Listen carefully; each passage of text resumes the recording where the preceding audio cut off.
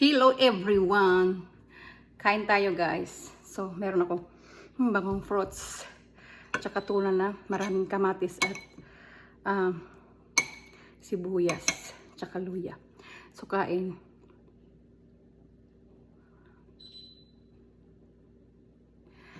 Kainan na! Tamang-tama lang yung konting asim na galing sa tamarindo. Tawag nito, sinigang mix ba? Hindi pala tamarindo.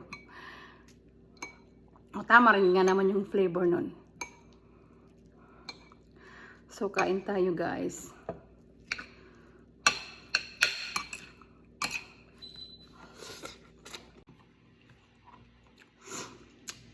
Hey guys. No?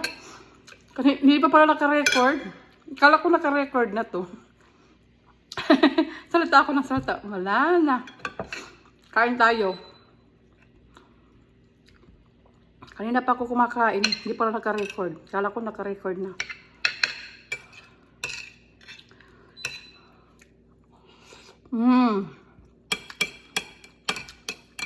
Yung pag-defrost ko nito guys.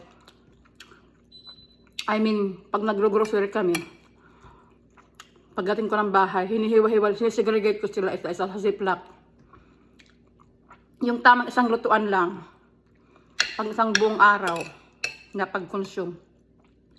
Kasi hindi ko siya pwedeng, hindi pag-segregate kasi, pag nasa isang pakete tapos i-defrost mo, pag magluluto ka, i-defrost mo lahat, hindi na yung pwede.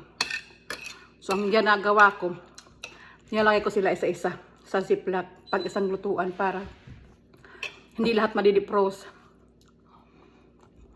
Para pag mag-defrost ako,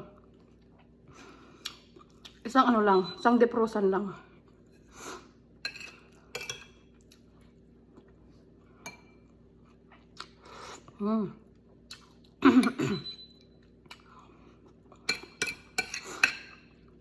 Akala ko, ang na-defrost ko tawag nito, beef. Sus Maria, hindi pala. Tuna pala yung na-defrost ko. Kasi, yung tuna at saka yung beef halos magkakulay sila. Tapos yung beef na wala siyang bones. Kaya hindi ko na ma-identify kung tuna or kung fish. I mean beef. Tapos nung ma-defrost na kaninang umaga, pag tingin ko, tuna pala yung na-defrost ko. Hindi pala beef.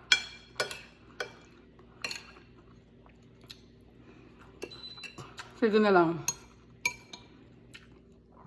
Bukas na lang ako mag-beef.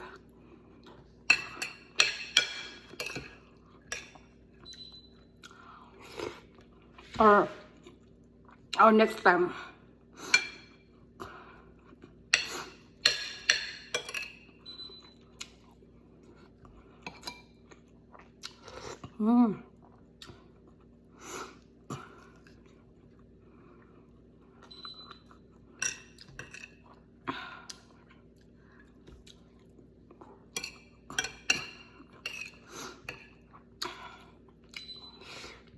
Yummy.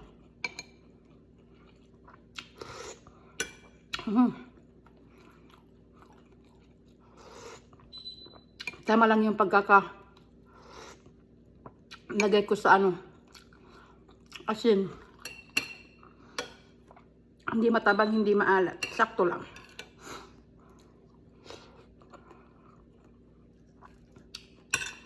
Yung mga kamatis ko din prinosin ko kasi marami akong binili ng isang araw. Pag hindi ko siya i-frozen, ang mangyayari, mabubulok. So, hindi ko siya makapakinabangan na. Pag gusto ko anytime magtula ng isda, edi wala akong pantula kasi nabulok. Kaya yun ang ginawa ko. Pre-reserve ko.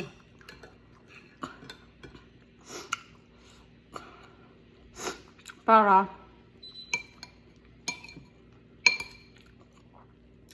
matagal yung pakinabang. Ayoko na. Ito naman kakainin ko. Orange.